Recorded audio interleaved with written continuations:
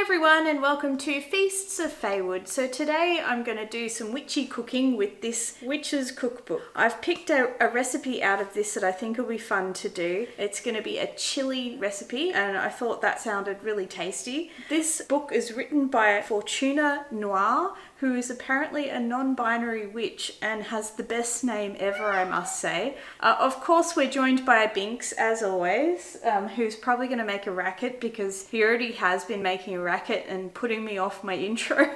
As normal, I think I've done the intro like 5 times because he was in the kitty litter, he was meowing, he was on the table, and now he's meowing again. So I am just going to continue because, look, this is just going to be what this channel is, I think.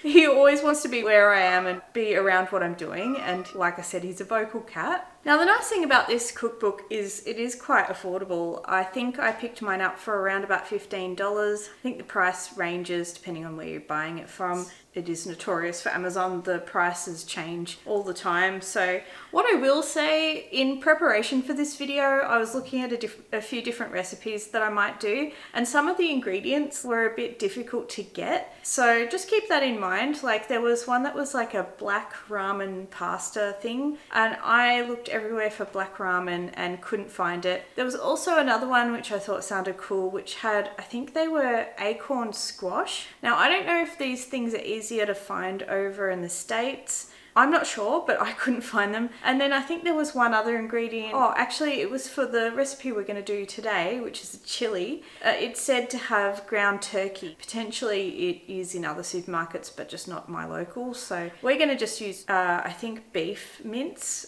We've got some of that. I think I have a couple other mince, like pork mince and things, but I'm probably going to go for the beef. I just have to share Binks. He is just lounging, living his best life right now. You comfy up there, Binksy? You're just gonna lounge around up there? Hey? Oh. So I think, as per my previous video, we're going to have Binks along for the ride. One other thing I just wanted to mention about the cookbook that I've noticed so far, some of the recipes aren't necessarily what I would think of as a recipe, more of a how to lay out things on a platter. And there was quite a number of those, which I was a little disappointed in, if I'm honest, because, you know, I know how to cut things up and put them on a platter, and I was hoping more for recipes rather than... No! The cheek! So I think I mentioned in the last video that I let the cats go up on the top bench because it's just a battle we just can't fight. We've already done our best to get them off the actual bench. Binks decided to sort of put his toe down on the bench that I use for cooking, and that's where I draw the line. Oh my god. No! Listen! No. No. Oh. What even is this intro? So I usually just like clap to kind of stop him. He knows that just means don't do it. A good thing they don't call our bluff. We just kind of clap loudly and they go, you know, stop doing what it is they're doing. But holy cow, he really wants to go on the bench today. I think he's just not used to me being down here filming all the time, and he's like, something interesting's going on and I need to be a part of it all. Like, do I need to do the intro again, potentially? For the 6th time? I'm not really sure. Let's just forge ahead. So I've already realised there's something really glaringly wrong with this recipe.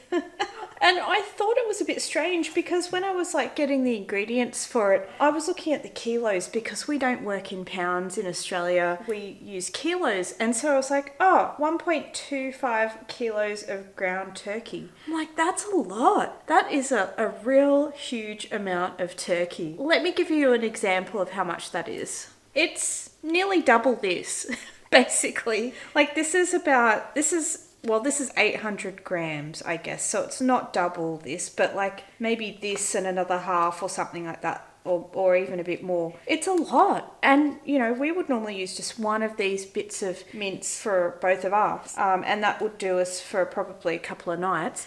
you know, it's converting it from pounds. It's like 1.25 pounds, saying that that's 1.25 kilograms. Now, according to a little chart that I have, 1.25 pounds is actually more like just over 500 grams of mince. So this is totally wrong as far as I can tell. So I'll have to be really careful about the rest of the recipe. Having a look through, I think the rest is okay. So just tip from me to you, be careful with the conversions.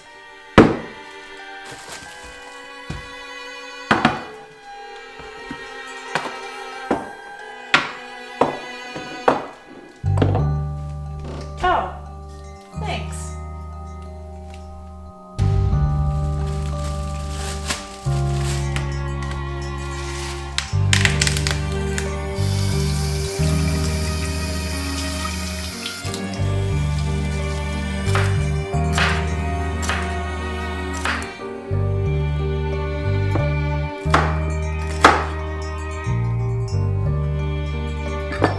Oh, hey, what are you doing with that? I need that. That is like the smallest amount of seeds I've ever seen in a capsicum. I mean, I'm not complaining, I'm surprised.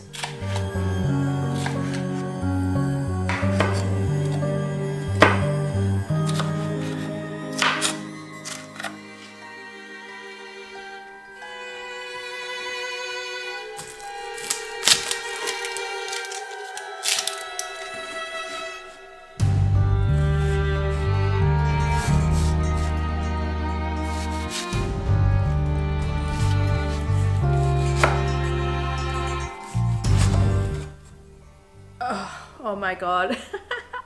I cannot cut onion without my eyes watering, and this is no exception. And I have all this makeup on. I really don't want it to run, but I can't help it. I've got super sensitive eyes. I was trying to cut it really fast too, and it just didn't work out. It just kind of, I don't have a special knack when it comes to cutting things, especially onion. Oh, holy cow. Oh my goodness. Whew. Oh, I'm a mess. Oh, God.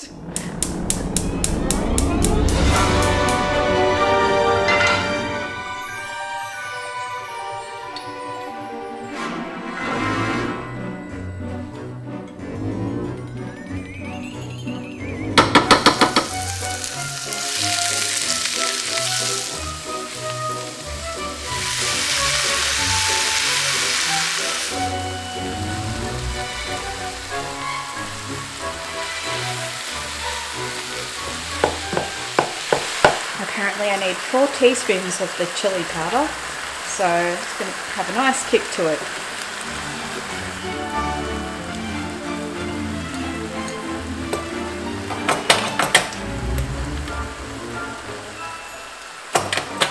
Whole tablespoon of paprika apparently. 1.5 teaspoons of the cumin. And just 1/4 teaspoon of the cayenne pepper, because this stuff really has a kick to it.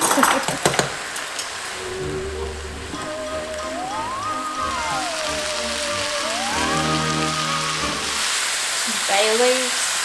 Alright, now the recipe did call for like a fire roasted tomato, but I didn't have that at my supermarket, and I've never seen fire roasted tomatoes in a tin, so if you have that, add it. Otherwise I'm just going for regular crushed and diced.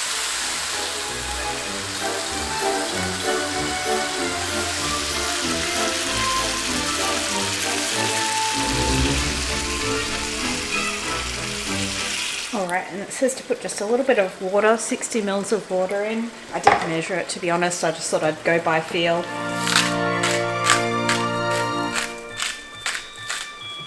Alright, so apparently I leave this for half an hour to simmer, so I'm going to just turn the heat down a little bit and let this simmer away for half an hour, and we'll come back and have a look at it. Oops, nearly forgot the tomato paste, so I better put that in. A little bit more than what they say, because I just want to use the whole tin. Every time we save a bit of the tin thinking, oh, we'll use it on something else, we never do. So rather than waste it, I'll just put it all in. Like a hell broth, boil and bubble. Double, double, toil and trouble. Fire burn and cauldron bubble.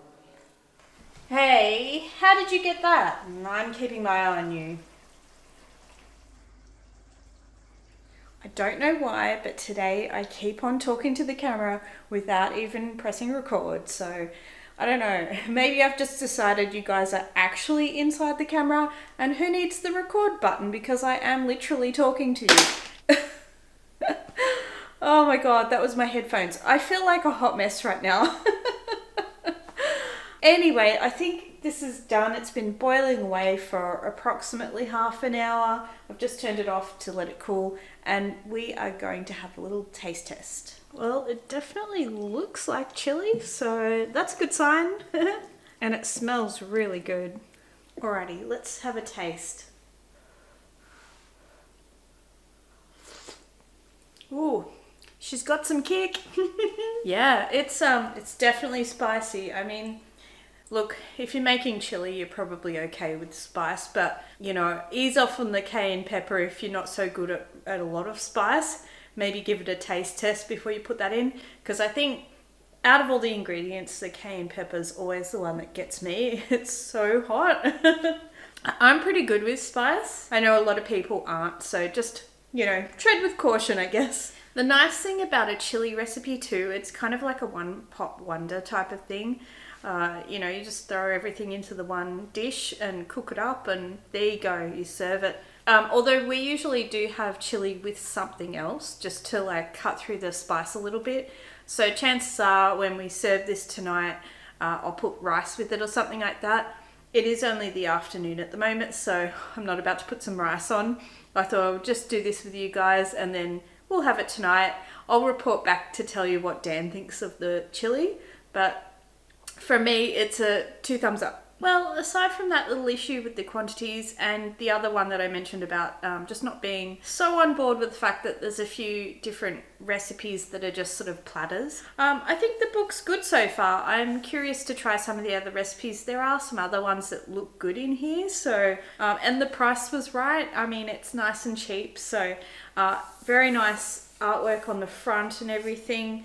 Really great looking photographs inside, so do bear in mind as well some of the ingredients are a little bit difficult to get, at least for me here in Australia.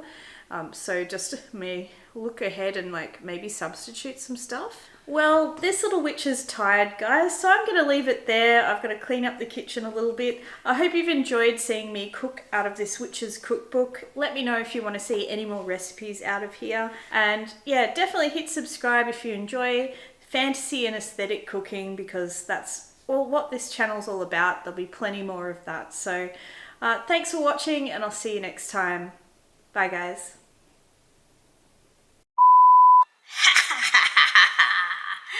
Very tasty, my pretties.